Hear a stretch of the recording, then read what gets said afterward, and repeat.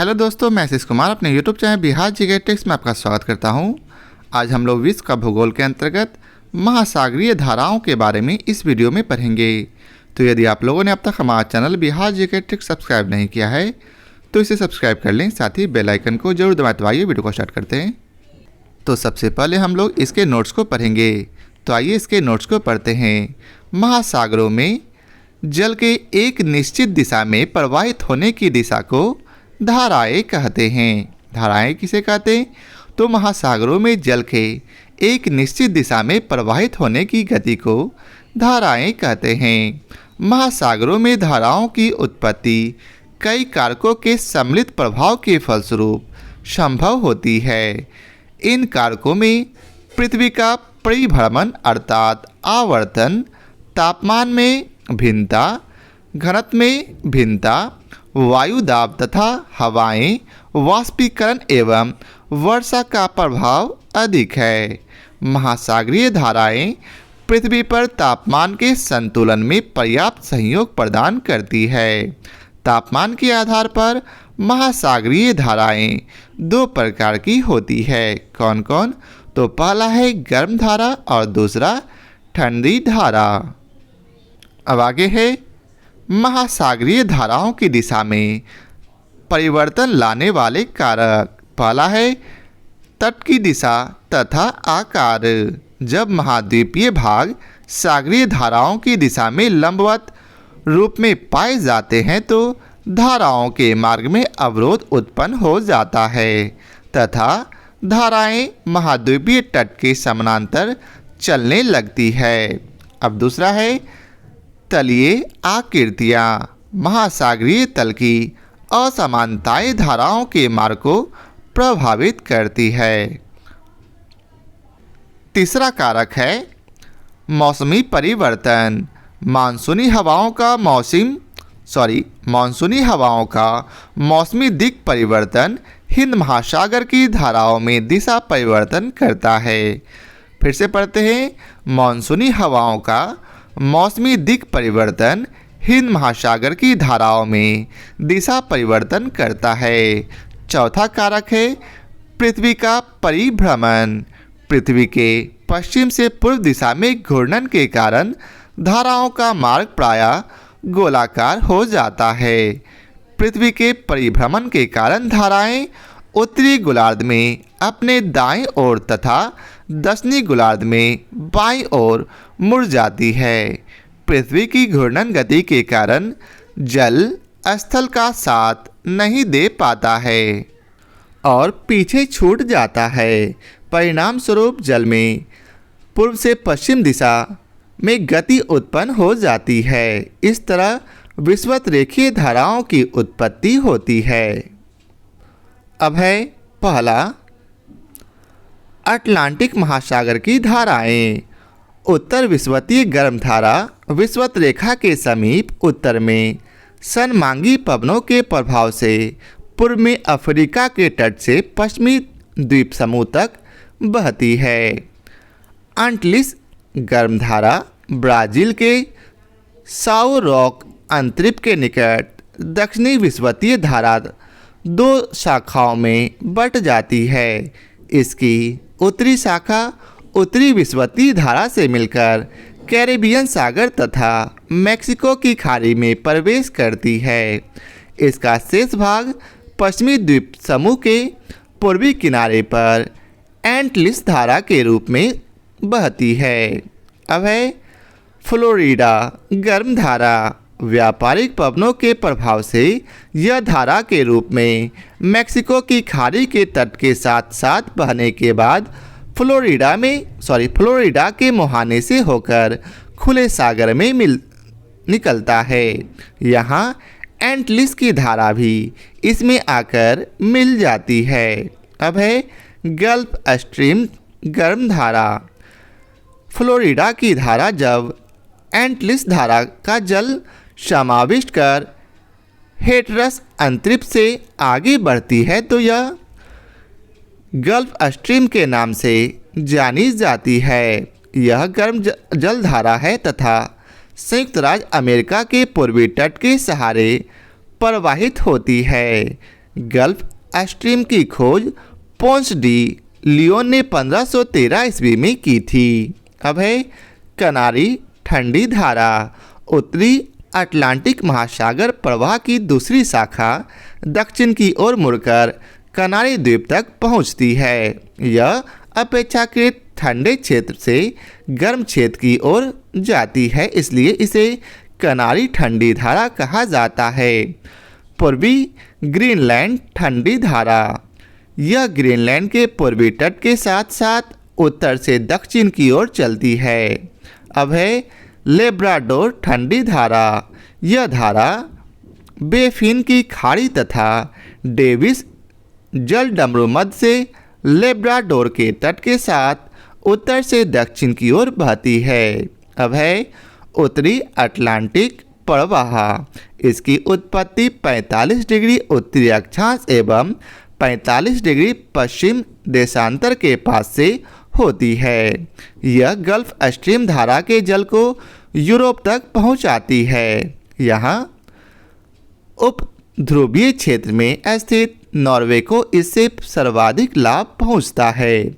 लाभ इस मायने में कि शीतकाल में जब उत्तरी यूरोप के अधिकांश देशों में हिमाच्छादन के विस्तार होने की संभावनाएं बढ़ जाती है, तब उत्तर अटलांटिक प्रवाह गर्म धारा होने के कारण हिम प्रसार को रोकती है। अतः उत्तरी अटलांटिक प्रवाह को यूरोप का कंबल भी कहते हैं। दक्षिण अटलांटिक महासागर में धाराओं का एक निश्चित पूर्ण वृत्ताकार क्रम पाया जाता है। इस क्रम की उत्पत्ति दक्षिण विषुवत रेखीय धारा से होती है। ब्राज़ील तट से टकराकर यह दक्षिण की ओर मुड़ जाती है, जहां इसे ब्राज़ील धारा के नाम से जाना जाता है। यह एक गर्म जल धारा है।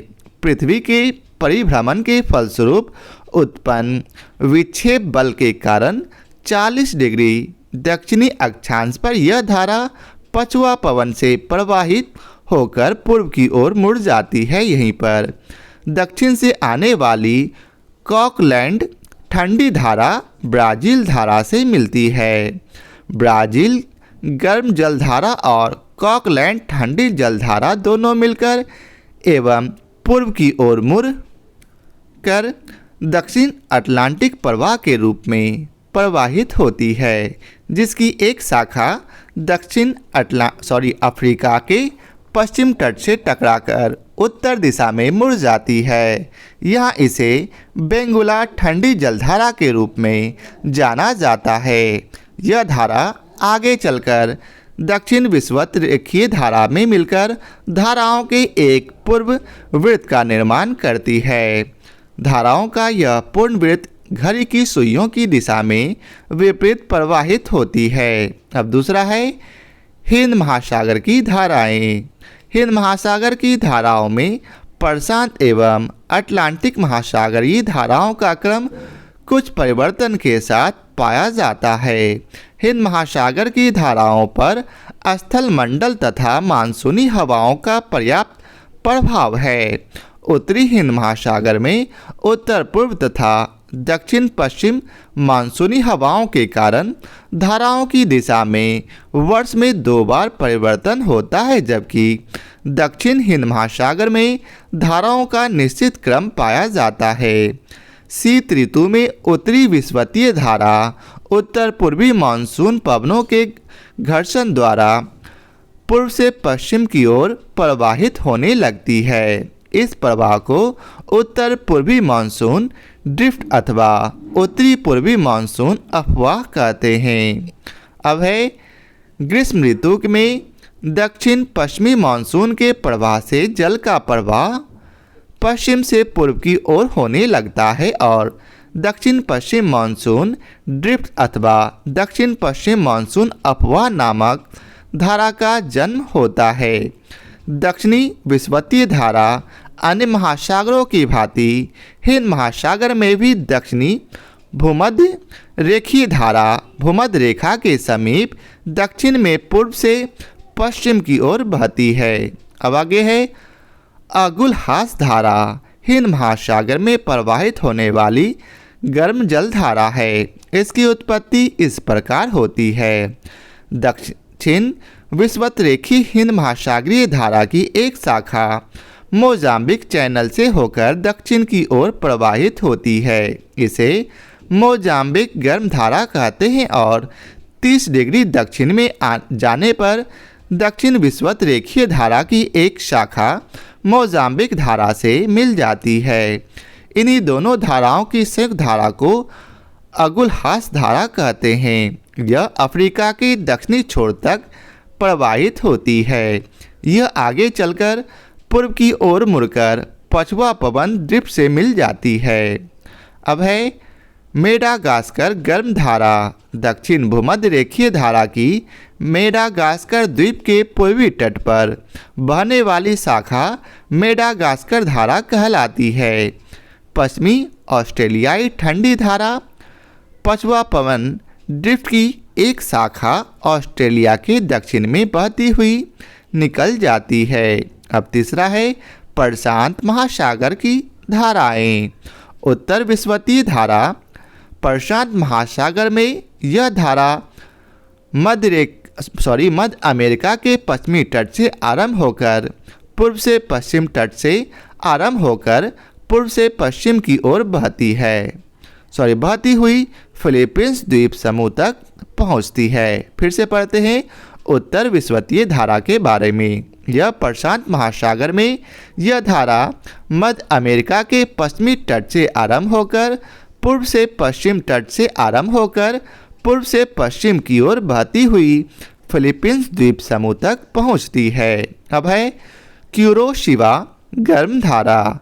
यह उत्तर विषुवतीय धारा फिलीपींस द्वीप तक पहुंचने के बाद ताइवान तथा जापान के तट के साथ उत्तरी दिशा में बहने लगती है।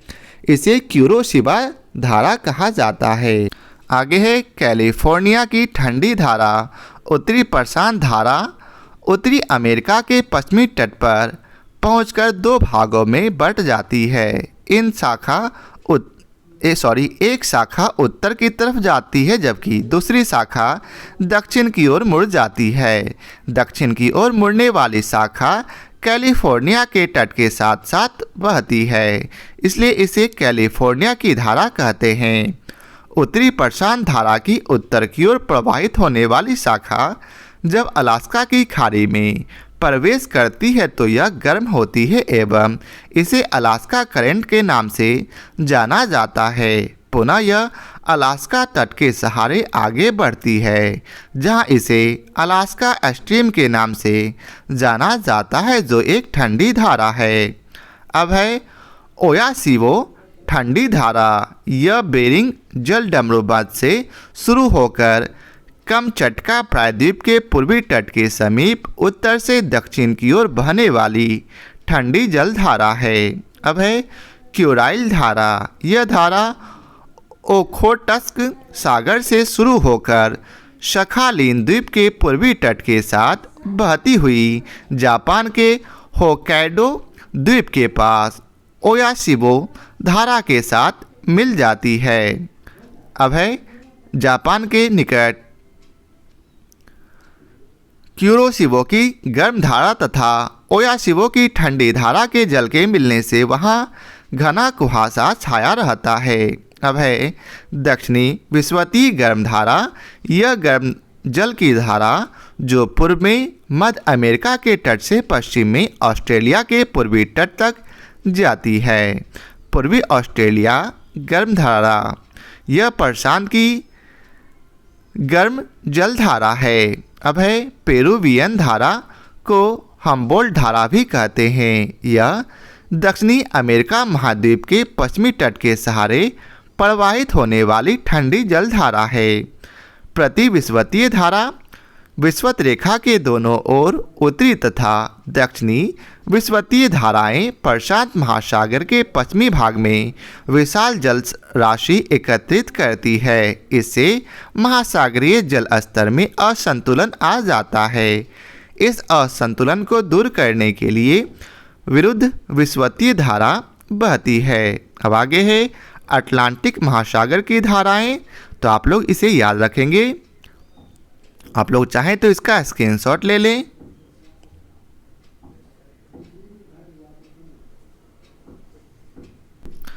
आगे है प्रशांत महासागर की धारा, जिसे आप स्क्रीनशॉट ले लें।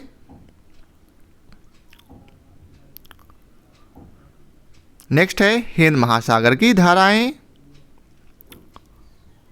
अब आइए चलते हैं इसके प्रश्न कोश को देखते हैं। तो पहला प्रश्न है, निम्नलिखित कारकों पर विचार कीजिए। पहला है पृथ्वी का आवर्तन, दूसरा वायुदाब और हवा, तीसरा महासागरीय जल का घनत्व और चौथा पृथ्वी का परिक्रमण। उपयुक्त में से कौन सा कारक महासागरीय धाराओं को प्रभावित करता है? तो इसका उत्तर है बी अर्थात 1, 2 और 3।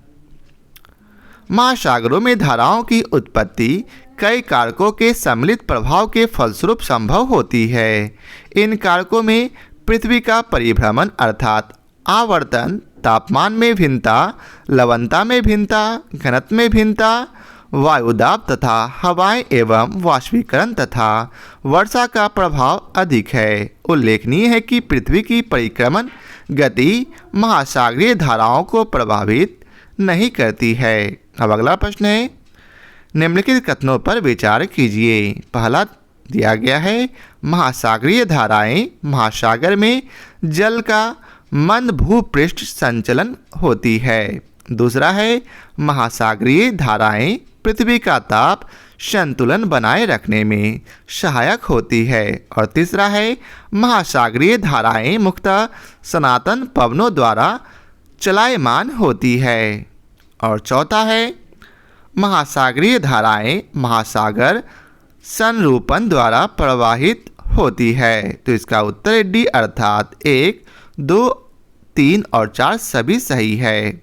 महासागरों के जल के एक निश्चित दिशा में प्रवाहित होने की गति को महासागरीय धारा कहा जाता है।